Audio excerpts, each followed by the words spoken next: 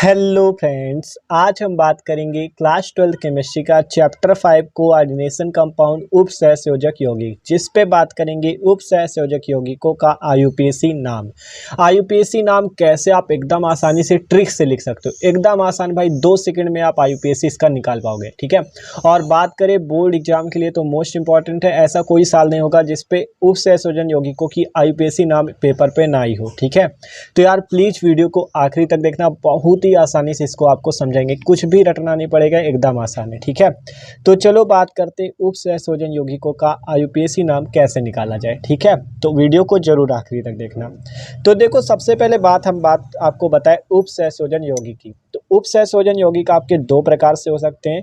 पहला वो जिस पे कोष्टक के अंदर धनायन हो और बाहर ऋणायन हो, दूसरा जिस पे बाहर धनायन हो और कोष्टक के अंदर ऋणायन हो। एग्जाम्पल देखो, पहला आपका देखो, जैसे धनायन बाहर हो तो वो हो जाएगा जैसे K4 FeCN का होल 6। ठीक है। ये इसका पहला टाइप है जिस पे धनायन, पोटेशियम आपका पता है आपको धनायन होता है, और आपका ये जो अंदर वाला पद है, जब बाहर का धनायन हो जाएगा, पोटेशियम तो पता है पॉजिटिव चार्ज रखता है, जब बाहर वाला धनायन हो जाएगा तो अंदर का तो वैसे भी ऋणायन हो जाएगा। दूसरा टाइप है, मान लो जैसे एग्जाम्पल CONH3 का होल 6 और बाहर हो जाए Cl3। तो ये आपका ये वाला टाइप है जिस पे अंदर धनायन हो और बाहर ऋणायन हो। तो आपके उपसहसंयोजन यौगिक 2 टाइप के हो सकते हैं, जिस पे कोष्टक के अंदर धनायन हो और बाहर ऋणायन हो। दूसरा टाइप जिस पे धनायन बाहर हो और ऋणायन अंदर हो। ठीक है। इतनी बात समझ में आई। देखो, आपको वीडियो आखिरी तक देखना, बहुत ही आसानी से समझाएंगे। देखो, आप बात करें, देखो इतना तो समझ में आए, कोष्टक के अंदर धनायन और ये वाला ऋणायन। अब इस पे बात करते हैं कौन सा केंद्रीय धातु परमाणु है और कौन सा लिगेंड। ये देख सकते हो जो आपका ये है, ये आपका केंद्रीय धातु परमाणु है, जिसे इंग्लिश पे कहते हैं सेंटर एटम। ठीक है। और ये जो 6 जुड़े हुए हैं इन्हें कहते हैं लिगेंड। इन्हें क्या कहते हैं? लिगेंड कहते हैं। ठीक है। देखो इसी प्रकार यहाँ पे ये आपका जो Fe है ये आपका सेंटर एटम है, और ये जो CN 6 आपके जुड़े हुए हैं ये है लिगेंड। ध्यान से समझते जाओ, अभी पूरा एक एक पॉइंट ही आपको सिखाएगा इसका आईयूपीएसी नाम। तो आपने अभी क्या सीखा, जब कोष्टक के अंदर धनायन हो, ये पहला टाइप, बाहर ऋणायन हो, दूसरा टाइप कोष्टक के बाहर धनायन हो और कोष्टक के अंदर ऋणायन हो, और फिर आपने सीखा इस पे केंद्रीय धातु परमाणु, सेंटर एटम क्या है और लिगेंड क्या है। इतनी बात सीख गए। ठीक है। इतने तक तो कोई दिक्कत नहीं। ये अभी इसका बेसिक है कि अगर आपको उपसहसंयोजन यौगिक के बारे में नहीं पता तो वो समझ लो। अब हम आपको पूरा इसके रूल बताएंगे इसके आईयूपीएसी नाम लिखने का। तो चलो देखते हैं इसका आईयूपीएसी नाम कैसे लिखेंगे। पहले टाइप का बताएंगे, फिर दूसरे टाइप का बताएंगे। ठीक है। तो चलो देखते हैं। तो देखो, अब आईयूपीएसी नाम लिखने के लिए आपको 2 रूल समझने होंगे। रूल नंबर 1 है, सबसे पहले नाम धनायन का लिखते हैं। ये जो धनायन आएगा आपको सबसे पहले नाम आपको धनायन का लिखना है। फिर रूल नंबर 2 है, पहले लिगेंड का नाम संख्या सहित लिखेंगे, फिर सेंटर एटम का नाम लिखेंगे। ठीक है। तो रूल नंबर 1 है, सबसे पहले नाम किसका लिखेंगे? धनायन का। पहले आपको धनायन का नाम लिख लेना है। रूल नंबर 2 कहता है उसके बाद आपको पहले इस लिगेंड का नाम लिखना है, वो भी कैसे? संख्या सहित। 6 लिगेंड है तो 6 लिगेंड का नाम लिखना है, फिर इसके सेंटर एटम अर्थात केंद्रीय धातु परमाणु का नाम लिखना है। ठीक है। तो आपको लिख के बताते हैं जिससे एकदम आसान हो जाए। ठीक है। तो चलो, सबसे पहला रूल नंबर 1, सबसे पहले नाम धनायन का लिखो। तो बताओ इस पे धनायन कौन सा? ये वाला ना, पोटेशियम वाला। तो इसका नाम क्या है? पोटेशियम। तो इसका नाम लिख दो, एकदम आसान है यार, एकदम बस लिखते जाओ पोटेशियम। ठीक है। इसका हमने नाम लिख दिया पोटेशियम। ठीक है। हो गया इतना, धनायन का नाम लिख गया। तो रूल नंबर 1 आपका क्या था? सबसे पहले नाम धनायन का लिखो, धनायन का लिख दिया। अब ये जो 4 धनायन लिखे इससे आपको कोई मतलब नहीं। अगर बाहर वाले जो कोष्टक के बाहर हो उसकी संख्या से आपको कोई लेना देना नहीं। 4 हो, यहाँ पे 6 लिख दो, कोई दिक्कत नहीं, हम केवल पोटेशियम लिखेंगे। लेकिन जो लिगेंड होगा बस उसे ही संख्या सहित लिखना है। अब रूल नंबर 2 क्या कहता है? पहले लिगेंड का नाम लिखो संख्या सहित। देखो, अब पहले बाहर वाला धनायन का तो हो गया, अब ऋणायन का नाम लिखना है। तो ऋणायन कोष्टक के अंदर तो सबसे पहले नाम किसका लिखेंगे? लिगेंड का। ये केंद्रीय धातु परमाणु है, ये लिगेंड, तो लिगेंड का नाम लिखना है। ये क्या है आपका? साइनाइड, इसे कहते हैं हम लोग, CN को कहते हैं साइनाइड। ठीक है। तो देखो ये साइनाइड है, और इसमें जब आईयूपीएसी नाम लिखेंगे तो हम इसका नाम लिखेंगे साइनो।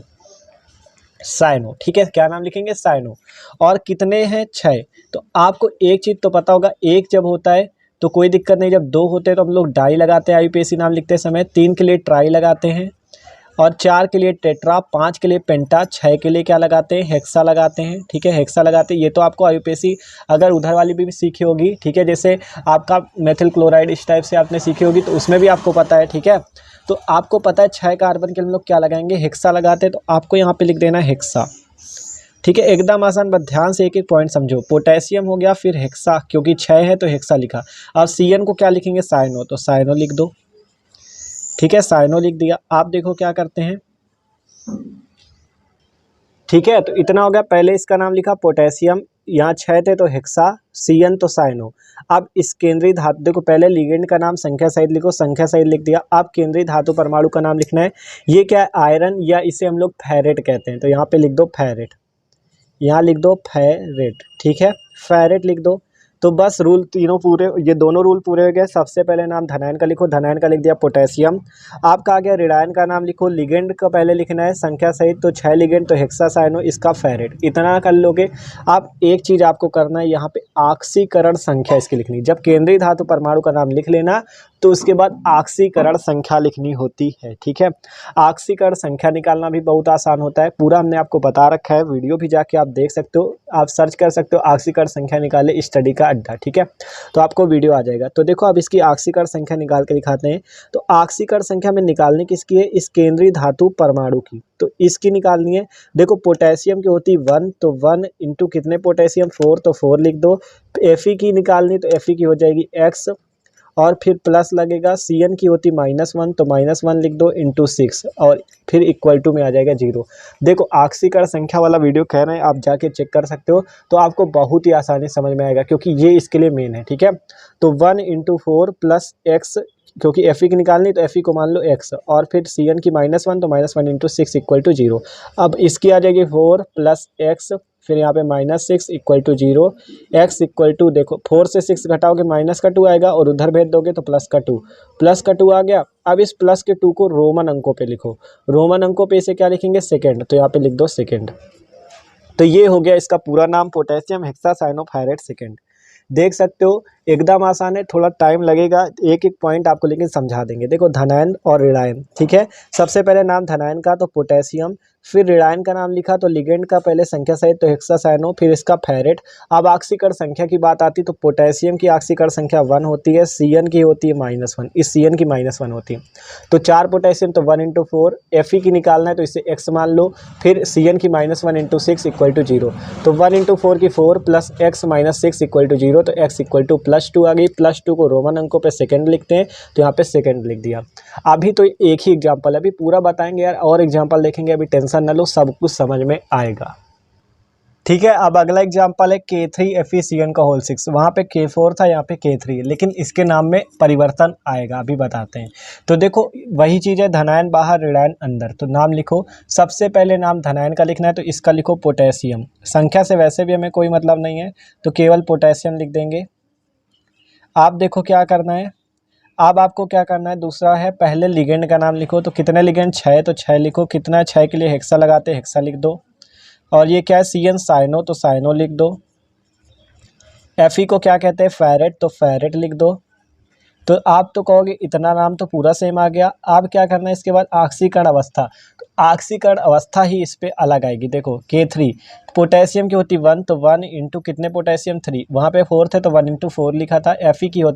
Fe की निकालनी, तो इसे x मान लेंगे, प्लस CN की -1, तो -1 इंटू 6, कितने CN 6 इक्वल टू लिख दो 0। ठीक है, आप निकाल लो 3 plus x minus 6 is equal to 0, x equal to plus का 3। ठीक है, प्लस का 3 आ गया, तो इसे क्या लिखेंगे, थर्ड। तो यहाँ पे आ गई थर्ड, वहाँ पे सेकंड आई थी लेकिन यहाँ पे आई थर्ड। तो ऑक्सीकरण अवस्था मेन होती है, ठीक है, इसको ना भूलना। ठीक है, तो पोटेशियम हेक्सासाइनोफेरेट थर्ड। अभी और एग्जांपल देखेंगे, ऑक्सीकरण संख्या यहीं पे निकालना आप सीख जाओगे। ठीक है, तो पहला टाइप हो गया धनायन जब बाहर हो, ऋणायन अंदर हो। अब दूसरा टाइप देखते हैं। ठीक है, अब अगला टाइप है दूसरा वाला, धनायन जब कोष्टक के अंदर हो और ऋणायन कोष्टक के बाहर हो। तो देखो CONH3 का होल 6 Cl3 हमने एग्जाम्पल लिया। अब इसका IUPAC नाम भी पहले की तरह ही लिखना है। ठीक है, तो देखो सबसे पहले नाम धनायन का लिखते हैं। तो धनायन कौन है, आपकी कोष्टक के अंदर वाला, तो सबसे पहले नाम आपको इस कोष्टक के अंदर का लिखना है। आप कोष्टक के अंदर का नाम कैसे लिखा जाता है, सबसे पहले नाम लिगेंड का लिखते हैं। तो लिगेंड का लिखो, कितने लिगेंड है, 6, तो 6 के लिए क्या लगता है, हेक्सा लिख दो। और ये जो NH3 है इसे कहते हैं एमिनो। इसे क्या कहते हैं, एमिनो। इसे आप एक जगह नोट भी करते चलना, NH3 को एमिनो कहते हैं, CN को साइनो कहते हैं। ये सब नोट करते रहो, आपको जब और भी एग्जाम्पल लगाओगे तो आपको आराम रहेगा, ठीक है। NH3 को एमिनो कहते हैं। तो देखो हेक्सा 6 थे तो हेक्सा, ठीक है, 6 है तो हेक्सा। अब ये क्या एमिनो, तो एमिनो लिख दो, हेक्सा एमिनो। तो हमने दूसरे नियम का यूज किया। पहला देखो, पहला नियम था सबसे पहले धनायन का नाम लिखो, तो धनायन का ही लिख रहे हैं। दूसरा नियम पहले लिगेंड का नाम लिखो, तो हेक्सास एमिनो, ठीक है। अब ये क्या है, कोबाल्ट, कोबाल्ट है ये, तो इसको लिख देंगे कोबाल्ट। तो यहाँ पे लिखेंगे हेक्सा एमिनो कोबाल्ट, ठीक है, हेक्सा एमिनो कोबाल्ट,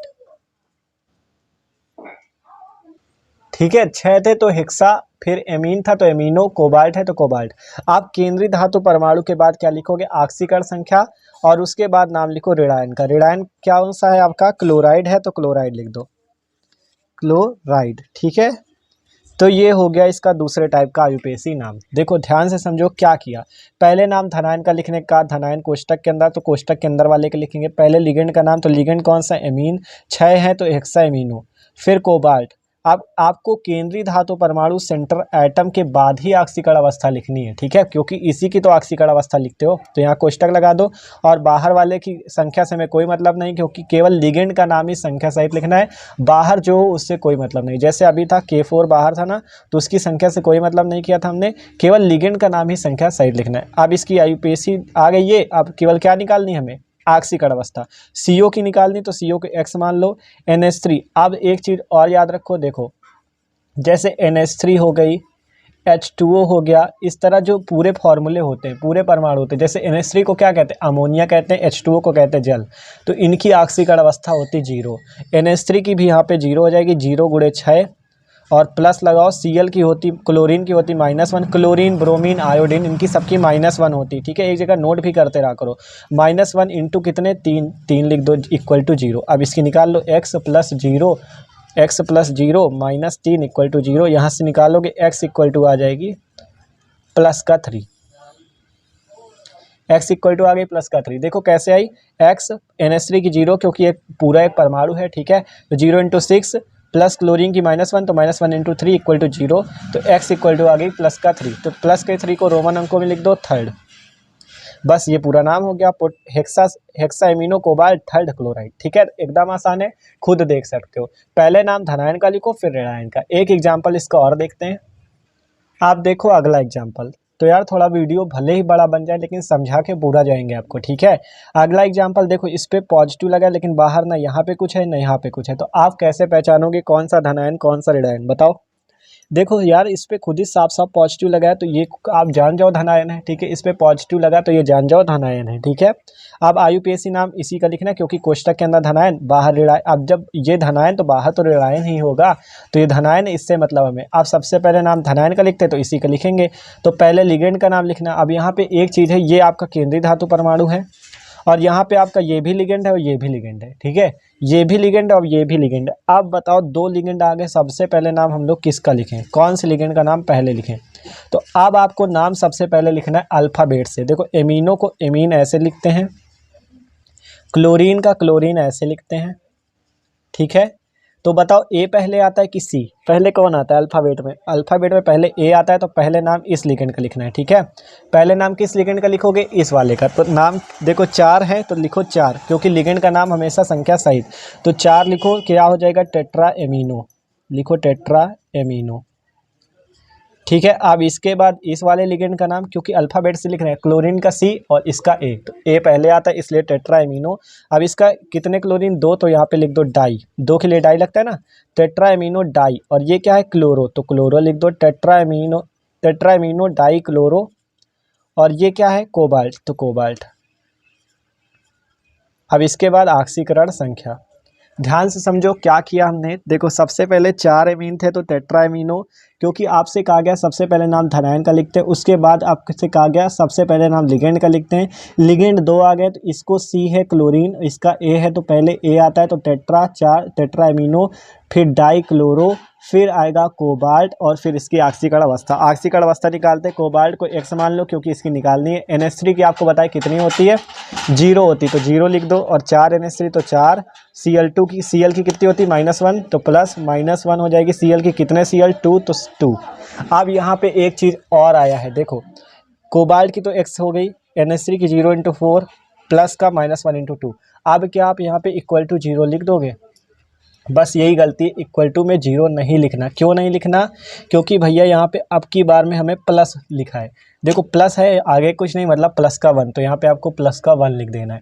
अगर यहाँ पे आपसे प्लस का 2 लिख दे तो यहाँ पे प्लस का 2 लिख देना। अगर ये सब ना लगा हो, ये ना लगा हो कुछ, तो आपको यहाँ पे कुछ नहीं करना, सीधा 0 लिख देना। अभी तक जो सवाल आते थे जैसे K4FeCN का होल 6 था, इस पे यहाँ पे कोष्टक के ऊपर कुछ नहीं लगा था, तो हमने आंशिक संख्या निकाले हुए इक्वल टू में 0 लिख दिया था। लेकिन यहाँ पे ऐसा नहीं है, यहाँ पे आपका यहाँ पे पॉजिटिव चार्ज लगा है, तो हम यहाँ पे 0 नहीं लिखेंगे, यहाँ पे हम प्लस का 1 लिखेंगे। अब इसको हल कर लेंगे तो x इसका 0 से 4 का गुणा 0, -1 से 2 का गुणा -2 इक्वल टू 1, तो x इक्वल टू आ गया प्लस का 3। तो यहाँ पे इसकी आंशिक अवस्था आ जाएगी 3rd। तो ये इसका IUPAC नाम टेट्राएमिनो डाइक्लोरो कोबाल्ट 3rd, ठीक है। तो यार इस तरह से आप IUPAC नामकरण एकदम आसानी से लिख सकते हो। 15 मिनट का वीडियो बन चुका है, लेकिन कोशिश पूरी थी कि आपको पूरा समझा दे। तो यार वीडियो अच्छा लगा हो तो लाइक कर देना, और चैनल पे नए हो तो सब्सक्राइब जरूर कर देना, और एक बार आंशिक संख्या निकालने वाला वीडियो भी चेक कर लेना, ठीक है।